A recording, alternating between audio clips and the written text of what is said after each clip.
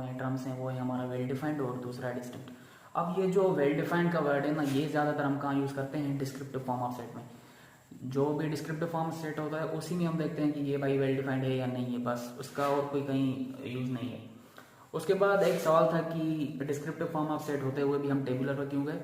अब देखो, जैसे डिस्क्रिप्टिव फॉर्म ऑफ सेट्स में हम लिखते हैं जो हम सेंटेंस के फॉर्म में लिखे हैं, डिस्क्रिप्टिव फॉर्म में लिखें, स्टेटमेंट के फॉर्म में लिखें, जैसे होल नंबर्स हैं उनको हम कैसे लिखते हैं, the set of whole numbers, क्योंकि वो हमें पता है कहाँ से शुरू होते हैं, जीरो से शुरू होते हैं और फिर अप टू सो ऑन चलते जाते हैं। फिर ये हमारा था सेट ऑफ नेचुरल नंबर्स, हमें ये भी पता है नेचुरल नंबर्स कहाँ से शुरू होते हैं, वन से।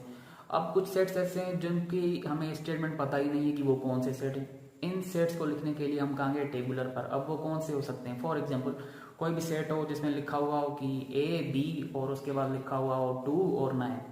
अब सेट हो इसमें लिखा हुआ ए बी 2 और 9। अब ये चारों एलिमेंट्स क्या हैं, डिफरेंट है, और इनको अब हम स्टेटमेंट कौन सी देंगे, इनको आप कौन सा नाम देंगे कि ये कौन से सेट्स हैं। तो इन जैसे सेट्स के लिए हम कहाँ गए कि भाई टेबुलर साहब आप हमारी ये प्रॉब्लम सॉल्व करें, क्योंकि हमें इनकी कोई स्टेटमेंट नहीं पता, हमें नहीं पता कि हम इनको किस सेंटेंस में डिफाइन करें।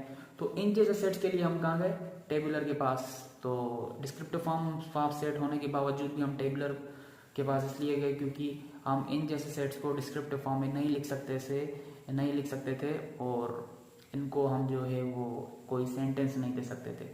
उसके बाद क्या था कि अब तो माशाल्लाह से दो सेट्स हो गए, एक हो गया डिस्क्रिप्टिव और उसके बाद हो गया टेबुलर।